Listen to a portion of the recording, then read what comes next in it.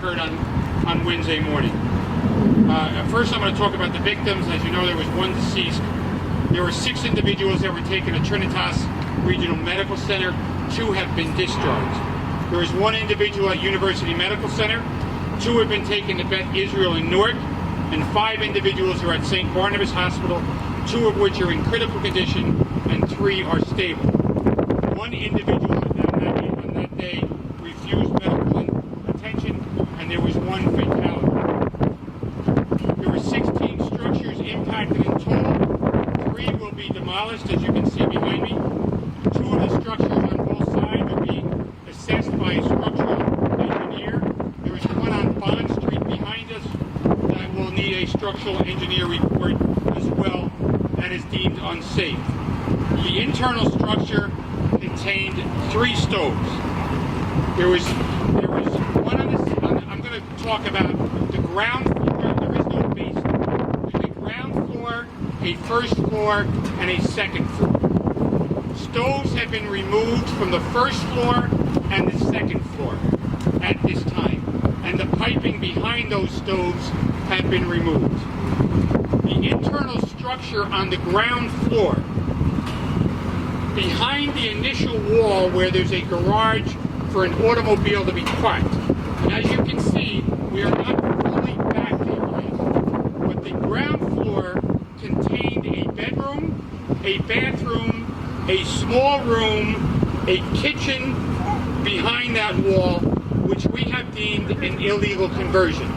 We have collected all of the reports from the building department. There are no permits for anything on that ground floor. The ground floor's electricity and gas was coming from a different unit.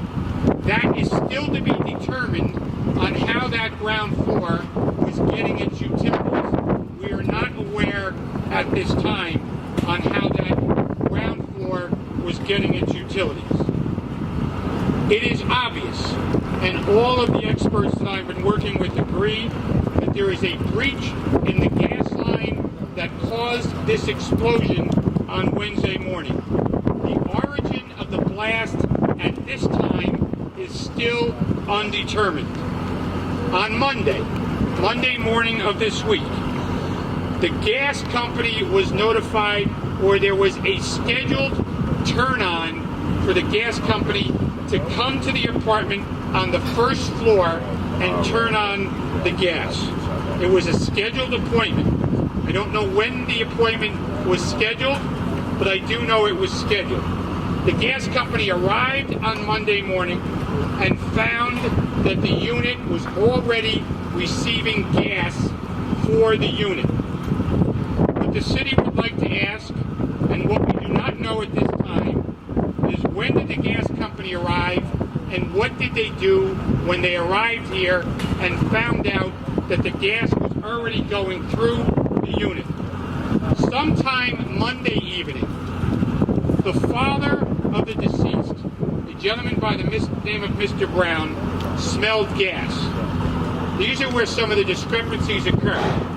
He assumed that a conversation was had with another tenant with the landlord. There are numerous discrepancies, some of which I will address, some of which you may have questions. Some report having conversations with the owner. The owner says that his son smelled gas, but did not go into the apartments to check. However, the smell dissipated, and the bottom line is that no one ever called any emergency numbers on Monday or Tuesday to report gas. Allegedly, the gas was turned off in September on the first floor. Ground floor, first floor, second floor. Allegedly, the gas was turned off in September when the previous tenant left and a new tenant moved in on October 1st.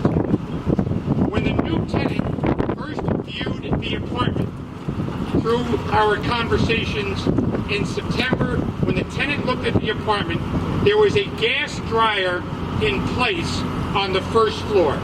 However, when that tenant moved in, the gas dryer was not there. It is possible that when that gas dryer was removed, it was not capped properly and possibly caused a leak when the gas was eventually turned on that first floor. Which date that was turned on, we do not know at this time. Also in the evening on Tuesday, the smell was overwhelming, one of the tenants report, and she opened up the windows to abate the smell. It was said at that time that the owner was notified in the evening. However, the owner says that he was not on the property in the evening, he was on the property in the afternoon to collect rent. Let me be clear, this is not a carbon monoxide episode, nor is there any sign of propane. This is a natural gas incident. Some residents after the blast complained about the smell of gas. A leak was existing on that corner on Catherine and Magnolia Avenue. Those two incidents are not related. The gas company addressed the leak on that corner during the evening of the blast. There were 3 dogs rescued. There were some personal values that were recovered from the units at great risk to the first responders that have been going in over the last day and a half. There have been 2 gas meters that were identified. However, on the ground floor tenant had no account with Public Service Electric and no account with Elizabethtown Gas Company. Interviews with the victims as well as family members are ongoing. However, due to injuries and the sensitivity of the situation, this process will take some more time. I will gladly update next week and answer any questions. I've talked to the Union County Prosecutor's Office. I've asked them to be on the scene. The way the investigation is being handled at this time is the gas company has been here, except for now they left. I don't know why, but they've left the scene. But they have been taking out the utilities, they have been taking out the appliances. The Union County Sheriff's Department, the Elizabeth Police Department, the Elizabeth Fire Department have been photographing the meters with what the usage was on the meters, with the serial numbers on the meters. They have been shrink-wrapping the stoves and the gas pipes in order to eventually get to the bottom of the investigation, determine the origin, and determine the exact cause. Questions?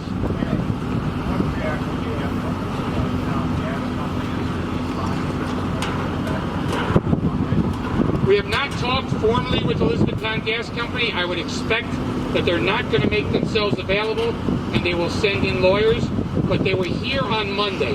What happened on Monday, the gas company must answer to.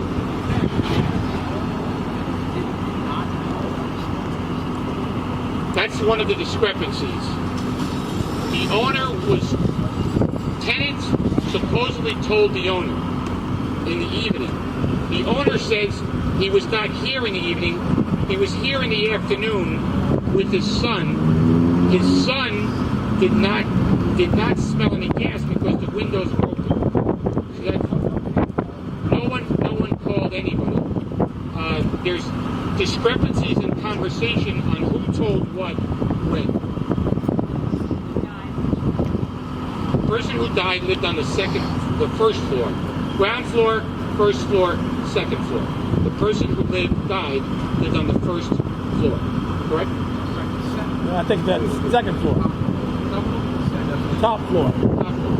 The person who died lived on the top floor, the second floor. Ground floor, first floor, second floor. That's right. I'm sorry, I was incorrect. The person who died lived on the second floor, and we spoke with that person's father.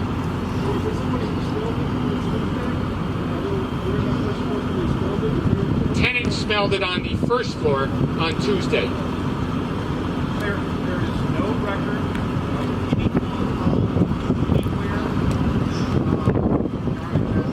There is no record of any phone calls to the Elizabeth Police Department, the Elizabeth Fire Department, the building instructions, and in my conversation with the Public Information Officer,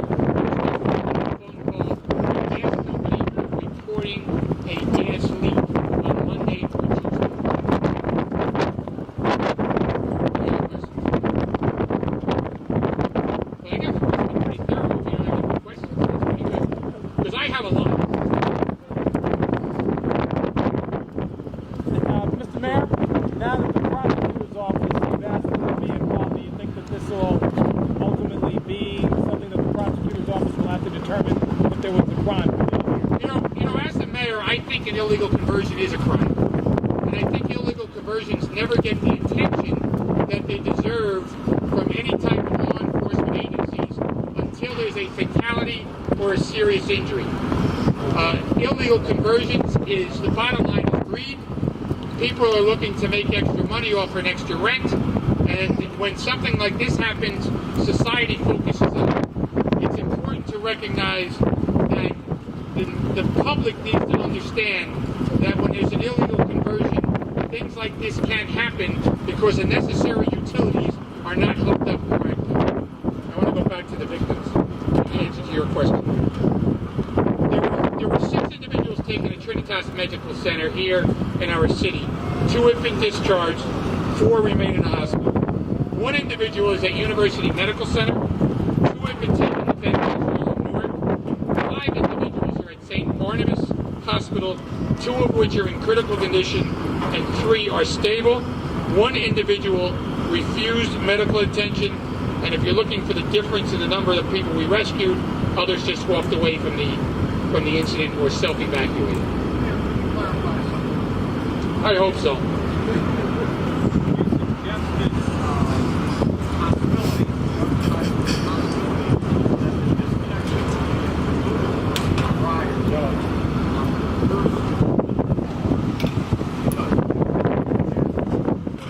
I'm suggesting that dryer that the tenant saw in September and was not there when they moved in was not capped properly. And if the gas was off for an extended period of time and then turned on, it is possible that could have leaked. But there's a lot of other possibilities. The pilot could have been off in the stove. There could have been a leak behind the stove. The stove could have been moved and it could have been breached. There are a whole host of other possibilities. This is the only one, based on the information we have at this time, that is more of a solid possibility than anything else. But the investigation will continue. Is there any obvious possibility to you about the illegal conversions on the ground floor having any impact on what may have happened? We know that the last happened on the first or middle. The illegal conversion on the ground floor, the person living there was getting electricity and gas from some other account. Now, how was that person getting the gas and what pipes were going into the ground floor remain to be determined because we're not back there yet. It could have been a connection from the middle floor. Or an illegal connection. It could have been an illegal connection. As we all know, gas rises, and in order for this roof to blow off the way it did, there was a very large concentration of gas in the roof area and the second floor area. And it happened. An explosion like this can happen with very little gas or a lot of gas. However, the concentration in the roof area was probably substantial at the time of the explosion. And it is the opinion of our fire department that, still to be determined, that when the explosion occurred and you see the fireball coming out from the ground floor and the second floor pancaking, that it snuffed out the oxygen of the initial fire, and so therefore the fire did not continue. Otherwise, we'd have a much worse situation. Mayor, just to be clear, the stove in question, was that in what was an illegal converted unit? The stove in question in the illegal converting unit has not been removed yet. It's still in the back of that building. Okay, but is that a place where you all suspect that was an illegally converted unit? The ground floor is an illegally converted unit, we believe. We believe there's a stove in there because there was a kitchen. But we haven't got there yet. That's still part of the debris that you can see. We haven't got there yet. Everyone has been accounted for, and all pets have been accounted for as well.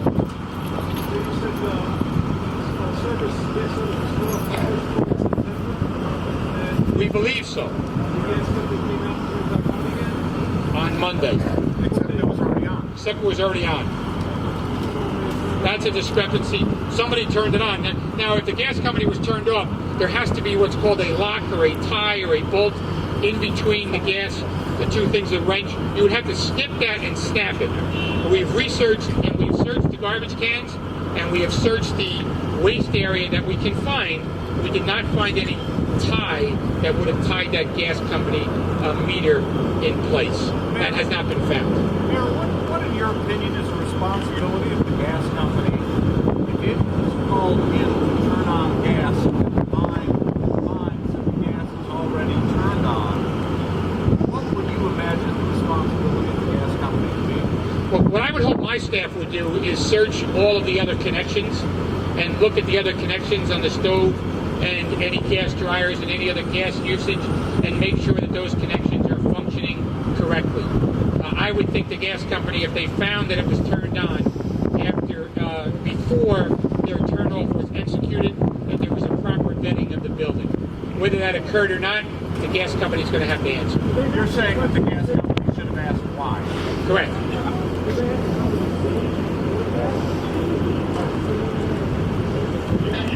They probably would not have come to the city at that moment to say that. That would be their responsibility to vet that department, to vet that unit. I've spoken to the public information officer in the gas company briefly. They have been extremely cooperative. The way this investigation is proceeding, which is concerning, is the gas company is the one here taking the lead in bringing everything out of the building and then shrink wrapping it for further investigation.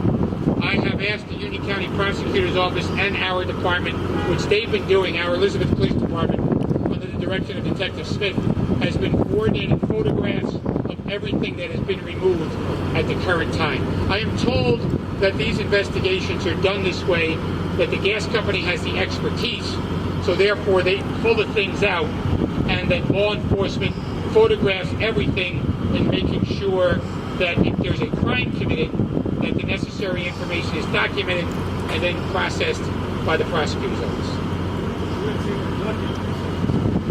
I'm not saying anybody's ducking the city at this time.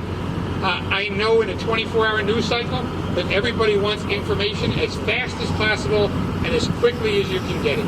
I'm giving you all of the information that we have on Friday morning before the weekend, because all of you are interviewing people that have lived here, and we are in the process of interviewing those people as well and taking those statements. So as of now, that's the information. By the end of the day, we're going to be done with cleaning out this middle building. And we'll have a little more information. I don't think it's going to change much, but it's going to cause more questions. And those questions will have to be answered through a normal investigative process. Any other questions? We'll get together next week if there's anything more, or stay in touch with Kelly Bentz, our public information officer. Thank you very much. All taxes were current on the building as well.